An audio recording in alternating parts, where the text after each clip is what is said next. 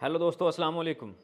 ਜਿਹੜੇ ਦੋਸਤਾਂ ਦੇ ਗ੍ਰੀਨ ਟਰੈਕਟਰ ਸਕੀਮ ਦੇ ਵਿੱਚ ਟਰੈਕਟਰ ਨਿਕਲੇ ਨੇ, ਉਹ ਕਿਹੜੀਆਂ ਸ਼ਰਾਇਤਾਂ ਔਰ ਕਿਸ ਤਰੀਕੇ ਨਾਲ ਕਿਹੜੇ ਸਟੈਪ ਦੇ ਵਿੱਚੋਂ ਗੁਜ਼ਰ ਕੇ ਜਾ ਕੇ ਆਪਣਾ ਟਰੈਕਟਰ ਲੈ ਸਕਦੇ ਆ, ਉਹ ਸ਼ਰਾਇਤਾਂ ਸੁਣ ਲਓ।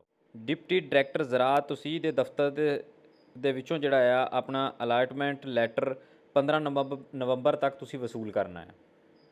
ਜੀ, ਅਲਾਟਮੈਂਟ ਲੈਟਰ ਜਿਹੜਾ ਹੈ ਉਹਨੂੰ ਵਸੂਲ ਕਰਨ ਵਾਸਤੇ ਤੁਸੀਂ ਖੁਦ ਆਪਣੇ ਅਸਲ ਸ਼ਨਾਖਤੀ ਕਾਰਡ ਦੇ ਨਾਲ ਉੱਥੇ ਦਫ਼ਤਰ ਦੇ ਅੰਦਰ ਤਸ਼ਰੀਫ ਲੈ ਜਾਣੀ ਹੈ। ਨੰਬਰ 3, ਦਰਖਾਸਤ ਜਮ੍ਹਾਂ ਕਰਵਾਉਣ ਦੇ ਹੋਇਆਂ ਤੁਸੀਂ ਜਿਹੜਾ ਟਰੈਕਟਰ ਤੁਸੀਂ ਸਿਲੈਕਟ ਕੀਤਾ ਸੀ ਦਰਖਾਸਤ ਦੇਣ ਦੇ ਵਕਤ, ਉਹਨੂੰ ਤੁਸੀਂ ਤਬਦੀਲ ਨਹੀਂ ਕਰ ਸਕਦੇ, ਉਹੀ ਟਰੈਕਟਰ ਲੈਣਾ ਹੋਊਗਾ।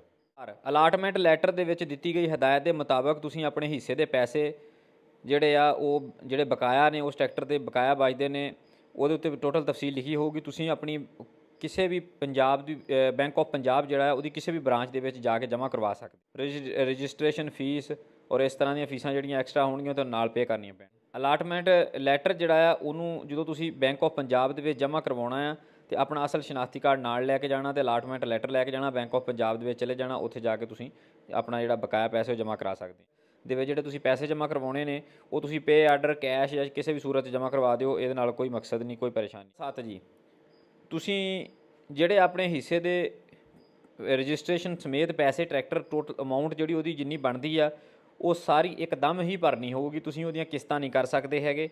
ਅਗਰ ਤੁਸੀਂ ਉਹਦੀਆਂ ਕਿਸ਼ਤਾਂ ਕਰੋਗੇ ਤੁਹਾਡਾ ਟਰੈਕਟਰ ਕੈਂਸਲ ਹੋ ਜਾਏਗਾ। ਤੁਸੀਂ ਮੁਕੰਮਲ ਪੇਮੈਂਟ ਉਹਦੀ ਬਕਾਇਆ ਜਿਹੜੀ ਰਹਿੰਦੀ ਆ ਉਹ ਟਰੈਕਟਰ ਦੀ ਜਮ੍ਹਾਂ ਕਰਾਉਣੀ ਹੋਊਗੀ ਬ੍ਰਾਂਚ ਦੇ ਵਿੱਚ, ਅਤੇ ਤਾਂ ਹੀ ਤੁਹਾਡਾ ਟਰੈਕਟਰ ਕਨਫਰਮ ਬੁਕਿੰਗ ਹੋਊਗਾ, ਪੇ ਆਰਡਰ ਬਣੂਗਾ। ਬੈਂਕ ਦੇ ਵਿੱਚ ਜਨਾਬ ਤੁਹਾਡੇ ਜਿਹੜੇ ਪੈਸੇ ਨੇ ਉਹ ਜਮ੍ਹਾਂ ਹੋਣ ਤੋਂ ਬਾਅਦ 3 ਤੋਂ 4 ਦਿਨ ਦੇ ਅੰਦਰ ਬੁਕਿੰਗ ਦੀ ਤਸਦੀਕ ਤੁਹਾਨੂੰ ਕਰ ਦਿੱਤੀ ਜਾਊਗੀ ਕਿ ਤੁਹਾਡਾ ਟਰੈਕਟਰ ਬੁੱਕ ਹੋ ਗਿਆ ਹੈ। ਤੁਸੀਂ ਜਿਹੜੀ ਪੇਮੈਂਟ ਦਿੱਤੀ ਸੀ, ਬਕਾਇਆ ਪੈਸੇ ਗੌਰਮੈਂਟ ਨੇ ਆਪਣੇ ਕੋਲੋਂ ਪਾ ਕੇ ਤੁਹਾਡਾ ਟਰੈਕਟਰ ਬੁੱਕ ਕਰ ਦਿੱਤਾ ਹੈ, ਤੁਹਾਨੂੰ ਬੁਕਿੰਗ ਨੰਬਰ ਮਿਲ ਜਾਏਗਾ। ਅਤੇ ਜਿਹੜੇ ਟਰੈਕਟਰ ਨੇ ਉਹਨਾਂ ਦਾ ਤੁਹਾਨੂੰ ਅੱਗੇ ਪਤਾ ਆ ਕਿ ਉਹਨਾਂ ਨੇ ਇੱਕ ਇਹ ਸ਼ਿਕ ਲਿਖੀ ਆ ਕਿ ਟਰੈਕਟਰ ਜਿਹੜੇ ਨੇ ਉਹ ਤੁਹਾਡੇ ਬੁਕਿੰਗ ਦਾ ਜਿਹੜਾ ਡੀਲਰ ਆ ਉਹਦੇ ਤੱਕ ਹੀ ਪਹੁੰਚੂਗਾ, ਉਸ ਤੋਂ ਅੱਗੇ ਤੁਸੀਂ ਖੁਦ ਲੈ ਕੇ ਜਾਣਾ ਹੈ ਜੀ। ਅਤੇ ਡੀਲਰ ਤੱਕ ਦੇ ਤੁਹਾਡੇ ਕੋਲ ਭਾਈ ਜਾਨ ਕੋਈ ਪੈਸੇ ਨਹੀਂ ਹੋਣਗੇ। ਮਜ਼ੇ ਵਾਲੀ ਗੱਲ ਇਹ ਹੈ। ਅਤੇ ਕੰਪਨੀ ਜਿਹੜੀ ਆ ਉਹਦੀ ਡੀਲਰ ਤੱਕ ਪਹੁੰਚਾਉਣ ਦੀ ਜ਼ਿੰਮੇਦਾਰੀ ਆ, ਉੱਥੇ ਤੱਕ ਦਾ ਕੋਈ ਪੈਸਾ ਨਹੀਂ, ਕੋਈ ਕਿਰਾਇਆ ਨਹੀਂ, ਕੋਈ ਸ਼ੈ ਨਹੀਂ।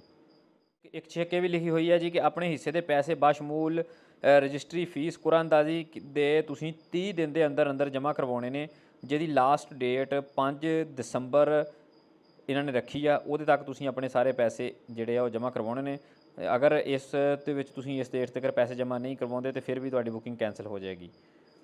ਬੁਕਿੰਗ ਜਿਹੜੀ ਆ ਉਹ ਪਹਿਲੇ ਆਏ ਪਾਏ ਦੀ ਜਨਾਬ ਬੁਨਿਆਦ 'ਤੇ ਹੋ ਰਹੀ ਆ ਕਿ ਤੁਸੀਂ ਅਗਰ ਪੈਸੇ ਜਮ੍ਹਾਂ ਕਰਵਾਉਂਦੇ ਹੋ ਤਾਂ 3-4 ਦੇ ਅੰਦਰ ਤੁਹਾਨੂੰ ਬੁਕਿੰਗ ਮਿਲ ਜਾਏਗੀ, ਤੁਹਾਨੂੰ ਟਰੈਕਟਰ ਮਿਲ ਜਾਏਗਾ। ਅਤੇ ਯਾਨੀ ਜਿੱਦਾਂ ਤੁਸੀਂ ਬੁਕਿੰਗ ਕਰਾਉਂਦੇ ਜਾਓਗੇ ਉਸੇ ਤਰ੍ਹਾਂ ਹੀ ਜਲਦੀ ਤੁਹਾਨੂੰ ਜਿਹੜਾ ਆ ਉਹ ਨਾਲੋਂ ਨਾਲ ਟਰੈਕਟਰ ਮਿਲਦੇ ਜਾਣਗੇ। ਉਹਦੀ ਕੋਈ ਲੰਮੀ ਚੌੜੀ ਡੇਟ ਨਹੀਂ ਹੈਗੀ, ਜਿੱਦਾਂ ਕਿ ਉੱਤੇ ਦੱਸ ਚੁੱਕੇ ਨੇ ਕਿ 3 ਤੋਂ 4 ਦਿਨ ਦੇ ਅੰਦਰ ਜਿਹੜਾ ਅਗਰ ਇਸ ਤੋਂ ਇਲਾਵਾ ਕੋਈ ਸਵਾਲ ਤੁਹਾਡੇ ਜ਼ਿਹਨ 'ਚ ਹੋਣਗੇ ਨਾ, ਤਾਂ ਜਿਹੜਾ ਅਲਾਟਮੈਂਟ ਲੈਟਰ ਤੁਹਾਨੂੰ ਦਫ਼ਤਰ ਦੇ ਵਿੱਚੋਂ ਮਿਲਣਾ ਜਾ ਕੇ, ਉਹਦੇ ਉੱਤੇ ਸਾਰੀਆਂ ਹਦਾਇਤ ਔਰ ਤੁਹਾਡੇ ਸਾਰੇ ਸਵਾਲਾਂ ਦੇ ਜਵਾਬ ਤਕਰੀਬਨ ਜਿਹੜੇ ਉਹ ਮੌਜੂਦ ਹੋਣੇ ਆ। ਇਹ ਮੋਟੀਆਂ 3-4 ਚੀਜ਼ਾਂ ਸੀਗੀਆਂ ਜਿਹੜੀਆਂ ਤੁਸੀਂ ਜ਼ਿਹਨ 'ਚ ਰੱਖਣੀਆਂ।